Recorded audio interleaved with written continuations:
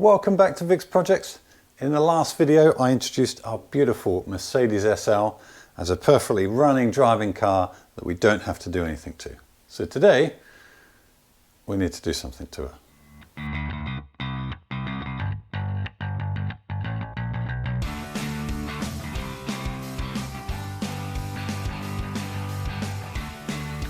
Uh-oh, why are we in the engine bay? Well, this big 3.5 litre V8 lump I don't think is running on all cylinders. Now, looking through the service history, it's had regular oil changes and filter changes. It's had some spark plugs recently. So I think our most likely cause is probably this distributor cap and rotor is pretty old. And on these, well, in this car anyway, it's got this very cool little jacket to keep it all, well, keep the moisture out or what have you. Never seen that before. I think it's quite cool. Yeah, okay. This cap probably hasn't been changed in a while. So let's dig in and see what we find. Whoa. What the hell? That's weird. Wow. This is the weirdest looking rotor I think I've ever seen. It's certainly all corroded, grubby, needs changing. But what is all this extra complication here with a little spring? This is sort of off center. Well, doing some research, this is an early rev limiter. So as that spins around, you get centrifugal force, which then tries to push everything out from the center. So when it spins fast enough, that centrifugal force will overcome the spring. This will move out, make contact over there, and short the spark down through this all the way to earth rather than out through to the coils. Quite clever. Nowadays we do it with modern ignition, but you know, that's a little experiment they had back in the day. Now, because not many cars use this and they're pretty complicated to make, they're obsolete these days. Trying to get hold of a new one of these, guess how much? No, not even close. £160 for a rotor. £160 for a rotor. Now there's no way on earth I'm going to pay that. Now the later cars actually had a normal rotor that looked a bit like this. You know, just like any normal rotor that you see in these old ignition systems. Now I managed to pick this one up, new old stock, for £20. So a saving of £140. Now, when we look at actually how these go in, this guy is slightly offset to this one. And as I said, these were used in the later cars. So you know, it's all sort of set up for these engines. I'm not going to be taking this car up to the red line. That's not what it's about. So I'm pretty confident about not having the rev limiter. However, in changing between these two, you will need to adjust the distributor to put the timing back. I'm not sure which way these spin, so I don't know whether it's going to be more forward or advanced, but either way, the timing is going to be out if you change that. So there's that job to do. We've got a new rotor cap as well, a distributor cap, because the old one is really grubby. Now those are still £50. So that's quite an expensive dizzy service, but well worth it. And given the level of corrosion on these, I think that's going to solve our issue. Now we've got one other job that we need to do, so we'll just have a quick look at that because I'm dripping some oil. Now there could be one other thing which is contributing to our issue, and that is the old injectors. They are probably well past due a service.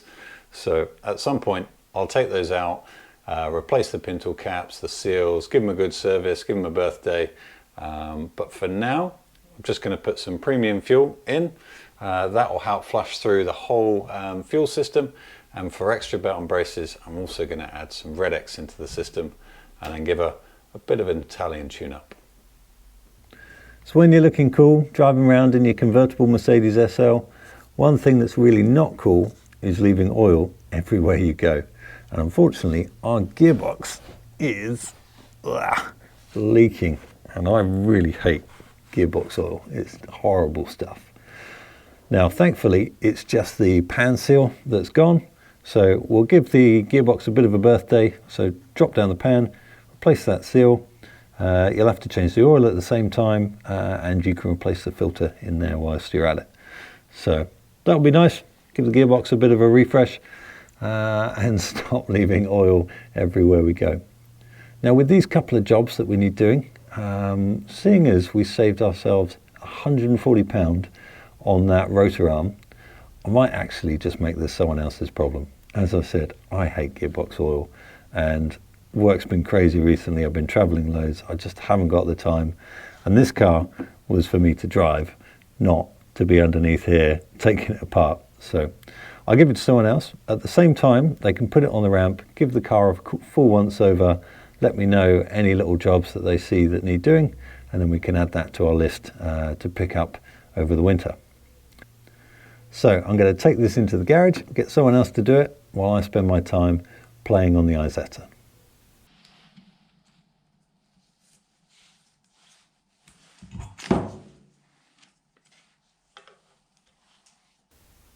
You join me about a month later, and now this old Merc is running absolutely lovely. Well, as lovely as old cars run. So my mechanic couldn't actually get to the car for a couple of weeks, which gave me a little window where I could actually do a couple of his jobs. So I tackled the ignition system, changed that distributor cap, changed the rotor. Turns out those two rotors are completely interchangeable. You don't need to alter the timing at all. Whilst I was there, I did check the timing. So you've got to pull out a little vacuum hose, have it run at idle, and then you time it on 0 degrees TDC at idle. Now it's bouncing around a little bit, but that's all right. She runs fine. Now when the mechanic got hold of it, he changed the gearbox for me. As I said, I hate gearbox oil. It's a pig. I couldn't be bothered with it. So he managed to do that. Whilst he was there, he had a look under the car. All the rubbers, he said, are on their way out. It's an old car, of course. We knew that was going to be on the list. He said there's a blow in the exhaust on the front near side headers, which you can hear, but it was good that he pinpointed it to there for me. And he confirmed that it is not running on all cylinders. But we've managed to fix that. So let's see how we did that. Well, that's pretty simple, really. The next bit of my investigation led me to pull the plugs out and have a look, see what's going on inside the cylinders. And yep, 3 cylinders weren't actually running. When I looked at the condition of the plugs, I'm pretty sure what's happened is the car's been sitting for a while, old fuel in the tank, old fuel in the lines, the injector's probably got a bit gummed up where it wasn't really being used all that much, and yeah, stopped firing on those cylinders. So some premium fuel in the tank, which has cleaners in it, and then some additional cleaners on top, revving the car up a little bit to get that flow going through, and those injectors have now started flowing again. Now, a weak spark probably didn't help, so a refresh to give us a strong ignition system has helped, and then the last part of the puzzle was just a new set of plugs, so we've got that nice strong spark with all that lovely fuel, and whoosh, off we go down the road.